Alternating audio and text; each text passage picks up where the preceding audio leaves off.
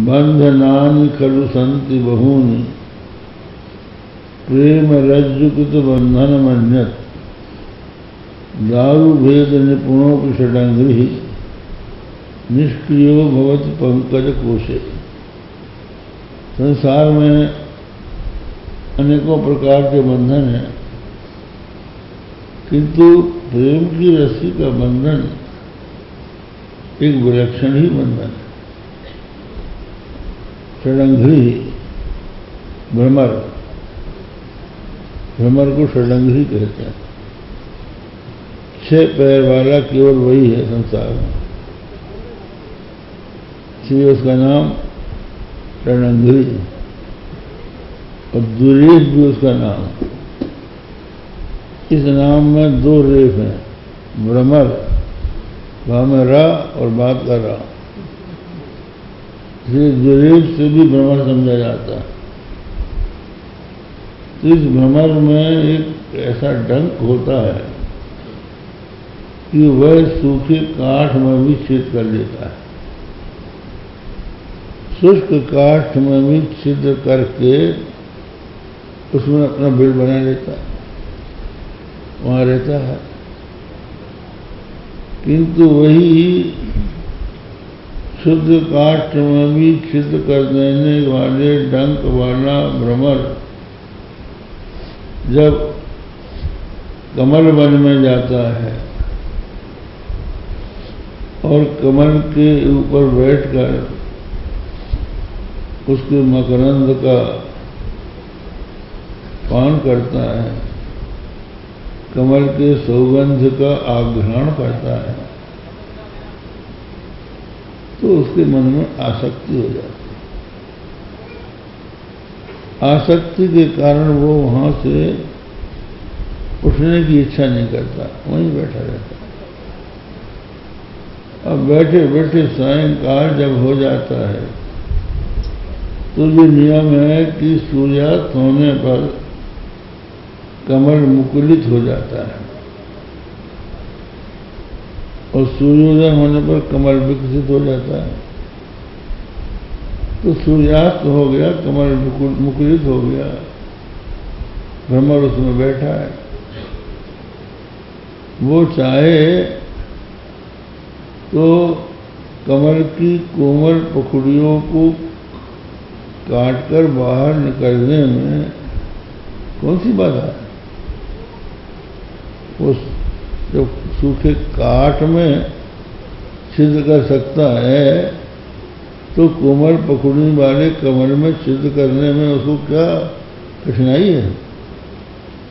लेकिन आसक्ति,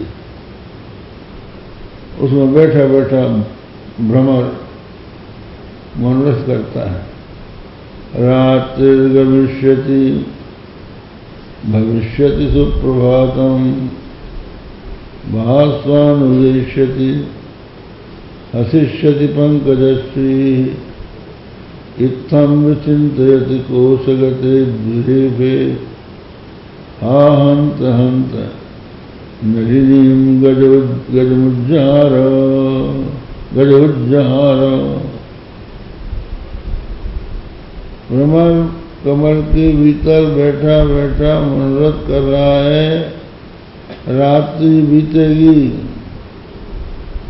और सुप्रभात होगा। भगवान अंशुमाली उदयाचल पर अधिरूढ़ होकर भुवन के तमको अपनी किरणों से विदीर्ण कर देंगे और ये कमल सूर्य की किरणों से, सूर्य की किरणों के स्पर्श से विकसित हो जाएगा। तब मैं उन्मुक्त होकर गगन में विहरण करूंगा। ये मनोरथ भ्रमर दुरेफ कर रहा था। कहाँ कर रहा था? जहाँ कमल वन था बहुत से कमल खिले हुए थे। इतने में ही एक मत्त गजेंद्र वहां आया और कमल वन को रौंदते हुए उस कमल के पास पहुंचा जहां पर ये भ्रमर बैठा बैठा मनोरथ कर रहा था कि रात्रि का ही समय था। उसने अपने सुंदर दंड से कमल के नाल को तोड़कर कमल के फूल को अपने पैरों से दबाकर मसल दिया। बेचारा भ्रमर मारा गया। तो ये आसक्ति के कारण। तो कहते हैं दारु भेद निपुणों की संजंगरी निष्क्रियो भवति पंकज कोश। ये प्रेम का बंधन एक विलक्षण ही बंधन है। इसी में संसार के लोग बंधे हुए हैं। कहीं चले जाएं, बंधन उनको खींचता है। एक बार स्वामी अखंडानंद जी महाराज भी थे, हम भी थे। हम लोग उत्तर काशी पहुंचे। तो वहाँ एक बहुत वृद्ध महात्मा थे। उनका नाम था ब्रह्म प्रकाश।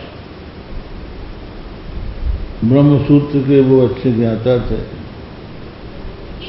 तो हम लोग उनके सत्संग में गए। बड़ा अच्छा लगा। उन्होंने कहा कि महाराज कुछ दिन यहीं निवास कीजिए, आप तो संत हैं, आपको क्या बंधन।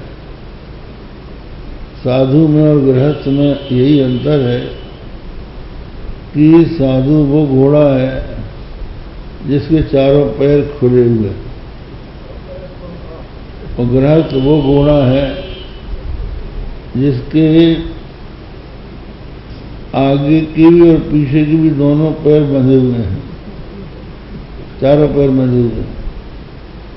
तो वो कभी कभी जोर लगाकर अगर आगे के बंधन को खोल भी ले, तोड़ भी ले, तो उसकी जो पिछाड़ी है उसको तोड़ने में असमर्थ हो जाता है। तो पिछाड़ी खींचती है। इस वजह से मनुष्य फिर लौट के वहीं आता है। ये बंधन। लोग बद्रीनाथ जाते हैं, जय बद्री विशाल, जय बद्री विशाल कहते हुए। प्राचीन काल में तो पैदल ही चलते थे, अब गाड़ी से चलते हैं। तब भी मोड़ आती है और एक तरफ खाई, एक तरफ पहाड़। सामने से कोई गाड़ी आ जाती है तो लगता है कि अब टक्कर हुई और मरे। तो जीवन मरण का संघर्ष होता रहता है और चलते हैं। और आज भी हम लोग सुनते हैं, अनेक बार ऐसी घटनाएं हो जाती हैं कि बस उलट जाती है। अब बद्रीनाथ पहुंचने के बाद जब भगवान बद्रीनाथ की प्रतिमा का दर्शन करते हैं, आनंद आ जाता है। वो जो बद्रीनाथ की मूर्ति बड़ी आकर्षक है। मनुष्य का मन आनंद से परिपूर्ण हो जाता है। थोड़ी देर तक उसका दर्शन करने के पश्चात जब मनुष्य धर्मशाला में लौट के आता है तो धर्मशाला के मैनेजर से पूछता है कि हमारे घर से कोई चिट्ठी तो नहीं